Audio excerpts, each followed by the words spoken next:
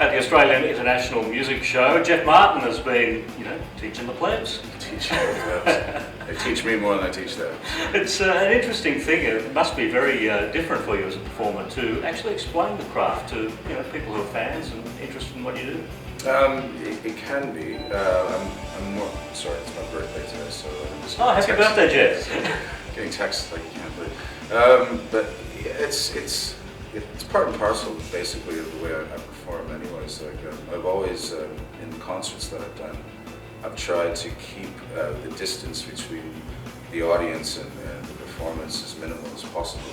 And one way of doing that is to let them into the emotional juxtaposition that occurs within a song, and so I try to explain myself as best as possible.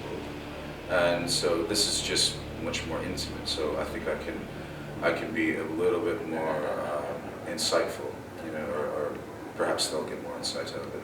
So. What's the most common thing people, such as the audience that you had this morning, would ask? Well, if it's a muso, usually it's a guitar player, so usually about different tunings that I use. So I guess I'm pretty well known for exploring alternate tunings on the guitar. And then if it's just for people that, people that appreciate the songwriting, they're very fascinated with the emotional content of the songs, because the stuff that I've done with the Tea Party and since, so it's very powerful, emotive music, even though it's rock music. It's just, it can grab the heartstrings. They want to know where it comes from. And simply put, it just comes from a place of honesty and empiricism. I've been very fortunate in my life to have a great degree of success. So what I've used it for is to travel the world. And my experiences that come from traveling the world, I put back into the music that I make. Yeah. It's interesting that you have travelled the world and have now chosen Australia to live. Was that a major decision? It wasn't hard. No? No. Australia for me, it's just been this long-standing love affair that started in the early days of the Tea Party, and I immediately felt like it was my home here. And I'm not a fan of Canadian winters, so there's none of that here, which is good. And just a lot of family here now and friends, and it's just it's a lifestyle that's very conducive to the way I want to live the rest of my life. Does that mean Tea Party is now a thing of the past? Oh yeah, Tea Party was a thing of the past 5 years ago. So but there's bigger and better things coming. So. Yeah, but obviously a lot of fans in this country. Oh yeah, they must often ask you the question about putting it back together. They do, but they also know that.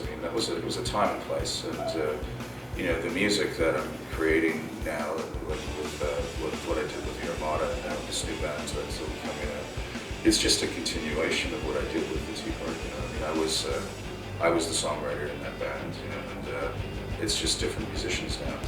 I'm surrounded the situation. It was special. The Tea Party was definitely very special, but I continue to be blessed with great musicians to work with. So I guess in my songwriting, I would hope that it's perceived that what I'm doing is just an evolution of where the Tea Party was at.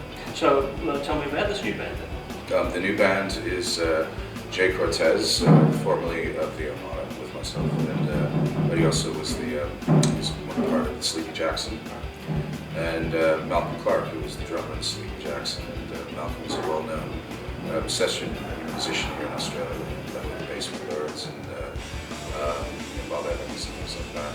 So the combination of the two of them and myself, I've just got another incredible rhythm section behind me. And it's a very, very powerful rock, the trio again. So very excited for the future. What's the name? Don't know. Yeah. So don't know. I don't want to confuse people anymore. So it just might be something like the Jeff Martin Band or whatever. But we'll sort that out. The most important thing right now is the music, and that's what we're recording in Perth at the moment. It'll be mixed in at 301 Byron Bay in November and out in the beginning of the new year. Wow, good stuff. Well, Jeff Martin, good to have you here at Undercover. Thank you.